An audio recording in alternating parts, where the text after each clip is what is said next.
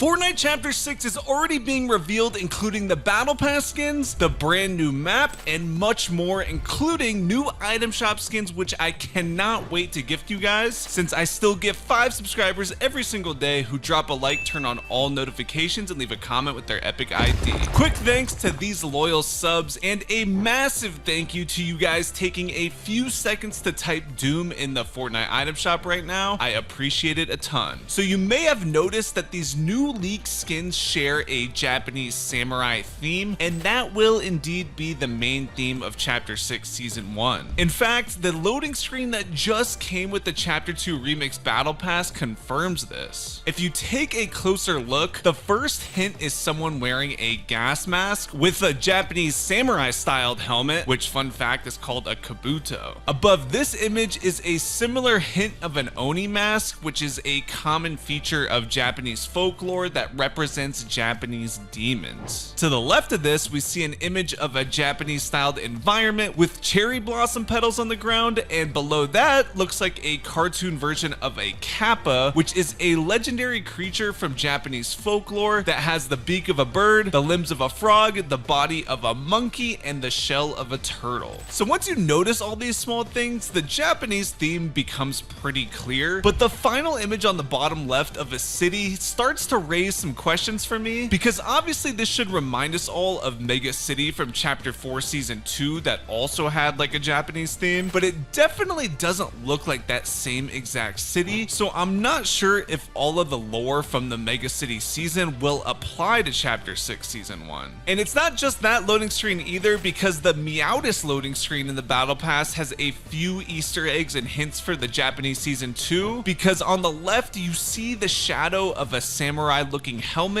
as well as a katana, which means this character will probably be in the Battle Pass next season. And then if we look on the right, we see a massive character that seems to have a relatively small sized head, which leads us to the first probable confirmed Battle Pass skin, this character that showed up in the Fortnite concept survey. The shadow seems to have similar ears and a similar shoulder piece, but admittedly there are a lot of human body with animal head concept skins, so it could turn out to be someone else. I also want you guys to focus on this logo on the armor here, because this will probably end up being the logo for one of the new factions Fortnite introduces to us. So let me know if it looks familiar to you guys or if it reminds you of something, but I'm pretty sure we haven't seen this exact logo before. The other shadow clearly has an Oni mask shoulder guard, which is another common motif found in the survey skins, so one of these characters will definitely be showing up in the Battle Pass too. We will probably get an explanation for why these characters have animal heads all of a sudden, because there are references in the files already that detail cat-like creatures named sprites, which according to the dictionary is an elf, fairy, or a disembodied spirit or ghost. In the Fortnite game files, it says they can be found in the air, water, or on the ground, and we will be able to bring them to the shrines in game where they'll then disappear. Since they can get scared, angry, or happy, it sounds like an animal that we'll be able to tame, but then they'll direct us to a shrine to take them to. Their description seems to fit a kitsune from Japanese folklore, which are supernatural trickster foxes with godlike powers that can either be mischievous or good. This game mechanic also reminds me of the magic ball the Spire Guardians dropped in Chapter 2 Season 6 that we could bring to the center of the map to receive the Spire Jump Boots mythic item, because we'll also be able to drop the sprites according to the files. That dark mysterious ball actually just reminded me of the void mechanic that will be introduced in Chapter 6 as well. It is in the files being referenced by 2 upcoming augments called Void Junkrift and Void Shield.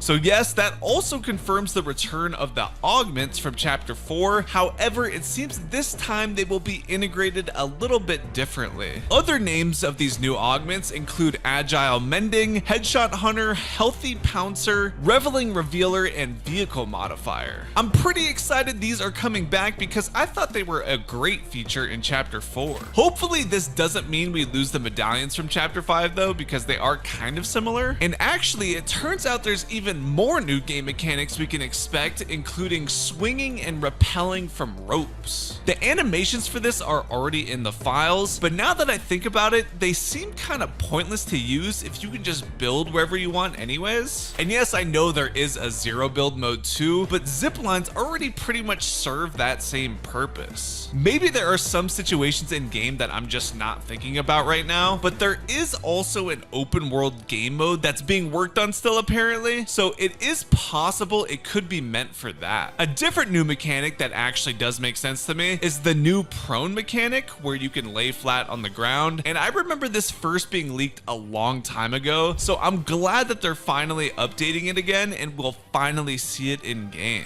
And finally, there was a wall running mechanic detected in the files a while ago, and in fact I believe it was first leaked during the chapter 4 season 2 season, so personally I would much rather see this come to the game than the rope swinging and rappelling. Even if it was only possible while having like a certain item or augment, I think it would provide a great twist to the gameplay of Fortnite, because in other games I've played with this mechanic, it really adds a whole new dynamic to the gameplay that makes it refreshing. Even if they just added this feature like every few seasons or something, I think it would make everyone happy. A game mechanic I know everyone will be excited to see return are the bosses, and data miners have already found a wandering boss that includes 2 different sets of bosses under categories FS and P, which represent the actual names of the bosses. And then we also have a boss codenamed Puppeteer that can teleport and haunt players. Unfortunately, there are no mythic weapons or medallions associated with these bosses yet. However, I do remember there being a leak about a new type of hunting rifle, so I would assume there will be a mythic version of that, since Fortnite typically adds a mythic version of the new weapons they introduce. But moving on, guys, I know a lot of you are curious about how the chapter 6 map will look, and believe it or not, we already have a ton of info about it. So the first initial leak we got was actually in that roadmap that I think leaked almost a year ago, and some people seem to think that behind the chapter 6 text was actually a bunch of floating islands, and it actually looks somewhat close to the Disney metaverse idea that they revealed. And while we've never seen a map in Fortnite where it's just a bunch of floating islands, so it for sure would be a really unique map and pretty interesting to play. And remember, in the beginning of chapter 4, before that map formed together, the 0 Point was pulling different pieces of different maps throughout the universe, so there's no way they haven't had the thought of doing this idea in the past. And while it turns out in the game files right now they already have some of the pieces in the map in the files, the first one is called a Highlands biome, and right now we just have like the ambient noise that you'll hear in the background when you're running around at the POIs. So obviously it's nothing too crazy, but we do know it's a Highlands biome, so you guys might have some guesses or ideas on what that could be. And we also have the ambient sounds from the dojo biomes, or the dojo points of interest, which I think may be similar if not the same as the chapter 4 ones. And that would make sense because we were talking about those shrines earlier that we take the sprites to, so we know there's going to be some sort of dojo or shrines around the map anyways. And finally, a somewhat big leak about the map is the actual skybox. We already know what the whole day and night cycle is going to look like, so I know it's kind of hard to picture without, you know, the rest of the map being there. That obviously makes a huge difference, but the reddish tint on the sunset looks pretty cool, and I definitely think it looks better than the chapter 5 skybox, because in my opinion I don't think the chapter 5 one looks that great. So yeah, I cannot wait to see this with the full map.